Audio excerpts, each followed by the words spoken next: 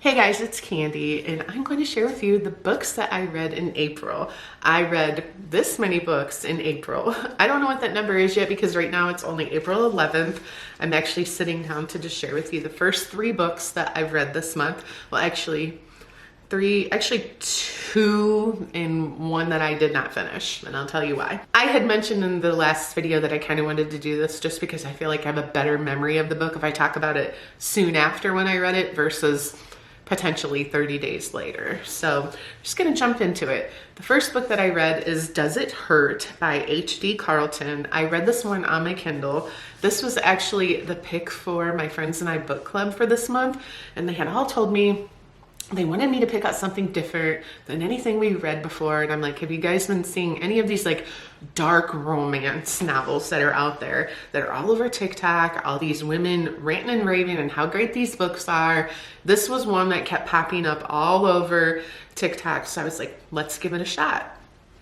I have to say it wasn't for me. Now I'm not gonna like disregard the whole dark romance genre as a whole, but so far, I just don't think it's my type of book that's gonna keep me wanting to read more from these same authors. I give it a 3.5. I felt like the book was a slow burn for me. I just really didn't care a whole lot about the characters, but I guess what dark romance means is the spicy scenes are like about pain and abuse and a lot of like verbiage that is meant to be like hurtful and harmful, abusive. Like, I don't know, I don't think that's my vibe. I don't think that really interests me. I found myself actually more intrigued about the thriller aspect of the book, wanting to know what was going to happen. And I was like speed reading, barely reading the sex scenes when they would come up because I was just like, I just don't even care. It was definitely different than anything else we've ever read for book club before. All right, next, this is my new favorite book of 2024. There's gonna be no surprise, Just for the Summer by Abby Jimenez. I've read all of her books. She is, I don't even know. She writes the very best dialogue between characters, and it always is like touches your heart. You feel for these characters. You don't want to stop reading about these characters. I remember being halfway through this book, and I read this in less than 24 hours, by the way. I started it one afternoon, like around 1:30, read for a little bit, read a little bit that night. Next morning, woke up and literally sat there and finished the book. Halfway through, I was like, I need to read slower because I'm going to be so sad when this book is over and I no longer am part of the world of these 2 people. How funny. She has a book called Part of Your World. Anyways, basically we have Emma and Justin, these 2 characters who they both have this curse that whenever they date someone, as soon as they break up, that person immediately finds like the one. They end up getting engaged, married, living happily ever after. She read it, his post on Reddit, and reached out to him, and there became a friendship. And then they said, we should meet, we should date, because maybe when we break up, we'll both find the one. And then there's this little island, and I don't know, everything about it is just pure, I was gonna say joy and happiness, but there's actually some tough stuff in here as well. It touches on mental health, depression, anxiety, panic attacks, childhood trauma, like unresolved trauma. It's everything. If I could read 100 more books just like this one, I would read nothing else. Except if she had 100 more books or even 20 more books, I would straight up just read all of her books. This is going to be my new recommendation to anybody who reaches out to me through social media and says, I want to get into reading, but I don't know where to start. A lot of times I'll recommend Colleen Hoover. Other times I've recommended her Friend Zone series. There's 3 books and they're all just really good. This is going to be my new go-to. So if you're watching this video and you haven't read in a long time or you want to get into reading, pick up this one right here. Next was The Other Side of Disappearing by Kate Claiborne. I really should have known. This is the author who wrote Georgie All Along. Is that what it's called? Yeah, Georgie All Along. I remembered reading that book and I was like, oh, I think I liked it. I'll pick this one up. Then I ended up going back and rereading my review of Georgie All Along, and I had the same feelings about this book as I did that one. Even though I did finish that one, I just do not like this author's style of writing. I find myself like reading like half of a page and having to go back because I'm like, what did I just read? What is happening? I'm so confused. And I find when I read a book, if the writing isn't flowing for me, and every person's different, so don't take my word for this, because the plot of this book sounded interesting. Basically, hairstylist Jess has spent the last decade raising her younger sister Tegan and keeping a shocking secret. Ever since the reckless mother ran off with the boyfriend she's known for only a few months, Jess has been aware that he's the same accomplished con man who was the subject of a wildly popular podcast. I mean, that just sounds interesting, right? And in the beginning, you're right away introduced to the two sisters, and I was just like, I don't know. I so bad wanted to buy into it, but I'm like, I just can't. There's too many other good books out there just waiting for me to get my hands on them. I'm just gonna pass on this one. Time for another book update. I actually read the book Happy Medium by Sarah Adler. I got this one an advanced ARC copy through NetGalley, and I have to say, when I first started getting advanced copies through NetGalley, I was so excited because I was like, oh, I get to read the book before most everybody else. And as time has gone on, I'm actually realizing that I don't enjoy it as much because it's not as much fun to be like reading a book when really no one else is reading it. Like the people that I follow on Instagram, I like to hear their reviews, maybe right as I'm getting ready to read it. And I don't know, I'm just not quite enjoying it as much as I thought I would. So I don't think I'm gonna request anymore. And I still have like 4 or 5 more to go. Anyways, Happy Medium comes out April 30th. I gave it 4 stars. If you read Mrs. Nash's Ashes, you liked that, you would love this book because it's quirky and fun and kind of weird and just so different than most books. Like, she's got really strong plots behind her books. And not that they're like life-changing, but they're just so different. I love a good romantic comedy that has a good twist to it. And this would actually be considered like a paranormal romance. Basically what you have is this girl who's a fake medium. Like, I want to say fortune teller, but I know they're completely different from each other. She's got this client, this old lady client, who pays her a ton of money all the time to communicate with her dead relative. Well, this lady comes to her and it's like, you need to go to this farm and you need to help this man at this farm because there's a ghost there and he wants to sell the house. We got to get rid of the ghost. And this woman literally pays her $10,000 to go there for a weekend to get rid of this ghost. So she ends up going there. Of course, the guy is not this like old man that she visualizes. He's this really hot guy who of course thinks she's full of crap, doesn't believe in her being a medium, doesn't believe that there's a ghost on the property. And sure enough, she can actually communicate with Everett, the ghost.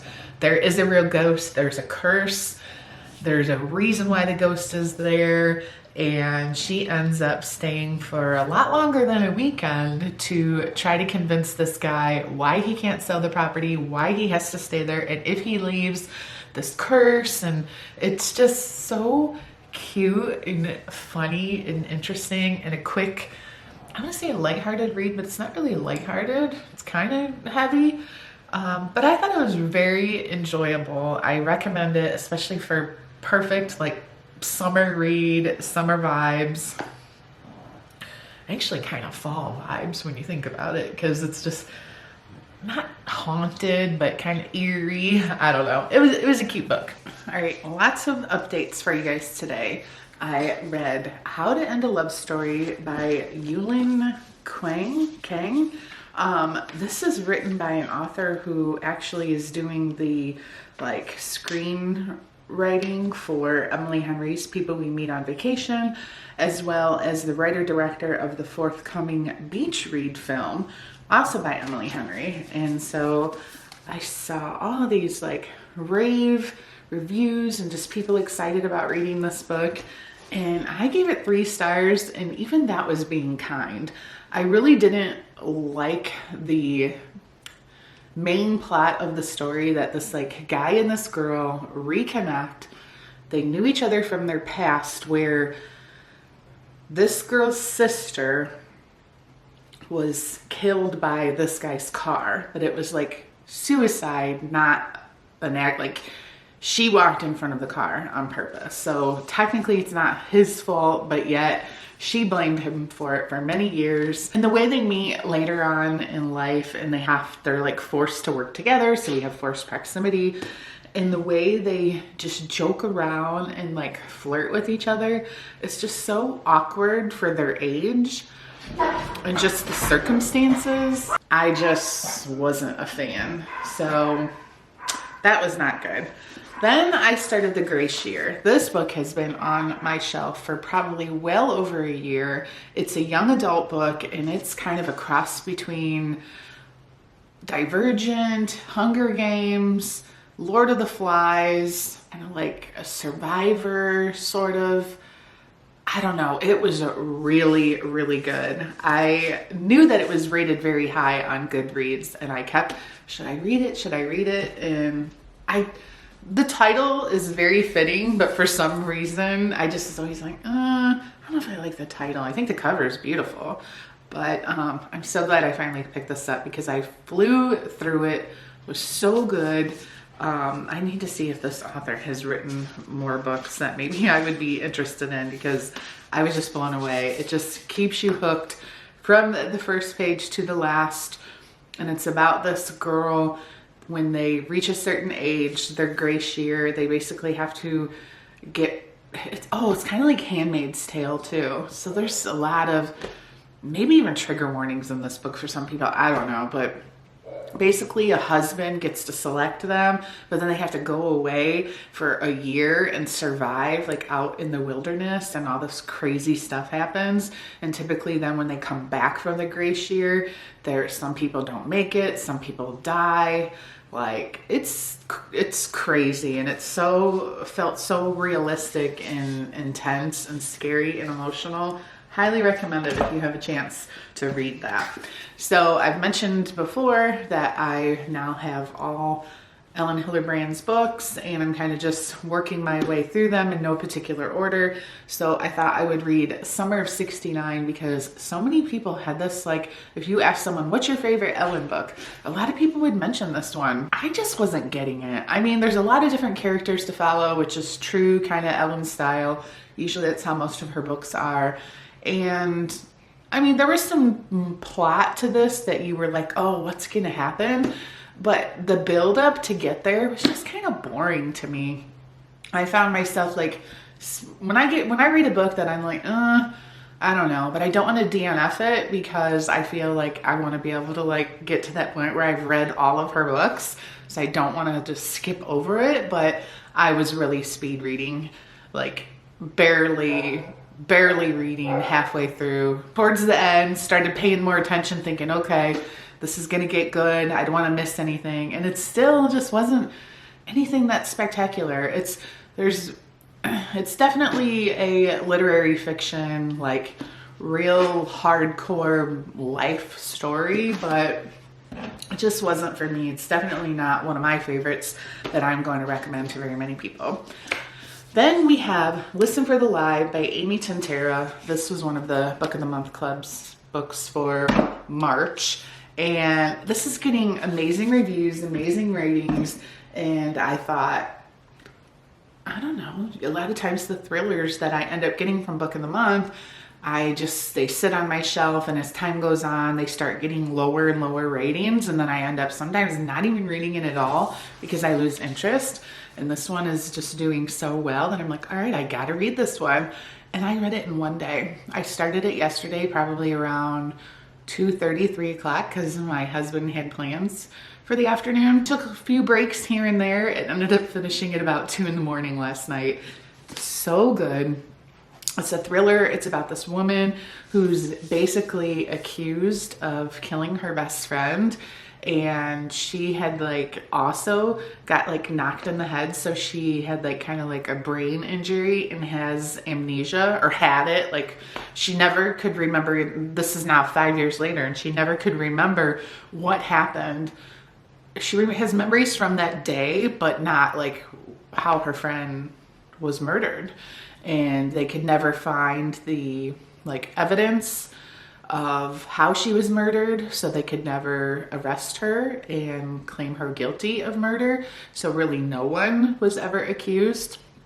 And here we are 5 years later, and a very popular podcast is covering the whole situation, interviewing multiple people, including the girl that everyone thinks, like, she ended up moving away from her hometown because of course everybody hated her and would just stare at her, treat her poorly because they thought she did it.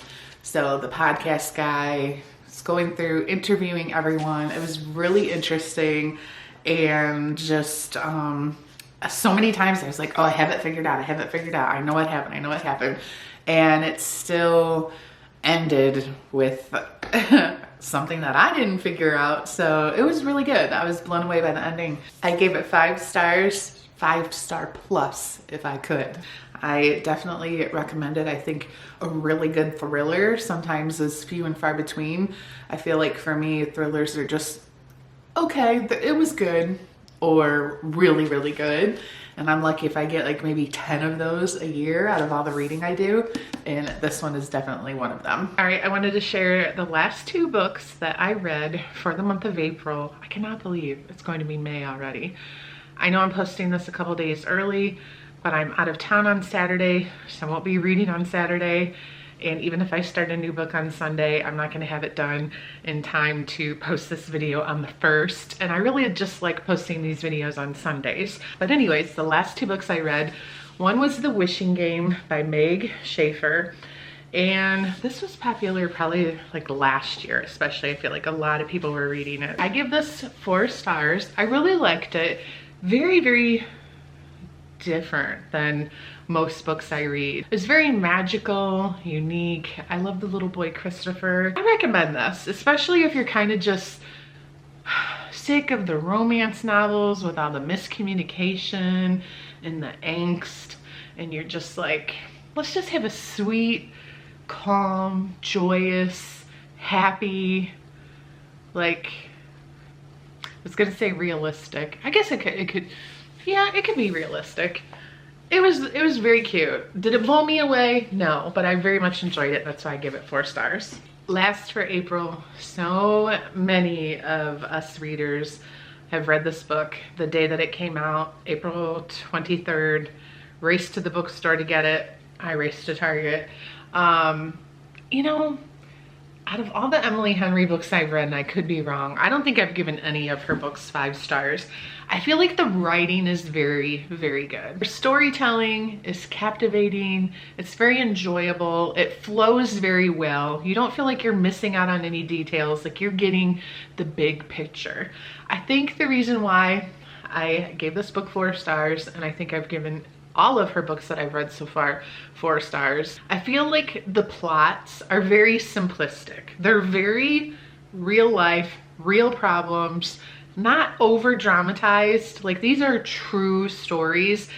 I think something that stood out to me when I was reading this that I like made a mental note of, you know, when you read Colleen Hoover, if you read her books, there's always those like, oh my gosh, I can't believe that just happened. No way. Like, she writes a good romance novel that always tends to have like a twist. And I guess because I am like a thriller reader as well, or like I love a good mystery, I kind of like that when I'm reading a book. Something a little unexpected, where I feel like when you read an Emily Henry book, you could be like 30 pages in, maybe like 3 or 4 chapters, and probably write the ending yourself. They're just always very predictable, very happily ever after, sort of. You just don't get anything that you're like, oh, I couldn't have thought of that myself, even though the writing is amazing. So it keeps you entertained and you want to keep reading. And I actually found myself really taking my time when I read this because I wanted to really enjoy it. It just didn't blow me away. I just don't ever feel like, oh my gosh, I gotta go out and recommend this to all my friends. This one, yes, definitely read it, because anybody that keeps up with the current releases, everybody reads Emily Henry. I shouldn't say everybody and generalize, but if you're on BookTok, if you're on Bookstagram, any of that, everybody's reading this book. So should you read it? Yes. Do you have to rush out and read it tomorrow? Probably not. Comment down below, what is like some good summer reads? I'll take some thrillers, I'll take some romance, comedy, rom-coms. I don't really do the fantasy thing. I tried, I just don't think it's my thing. Drop those recommendations down below. Thank you guys so much. And I will see you at the end of next month with another book recap. We're gonna change it up and do a little bit different this time. We'll see how you guys like it.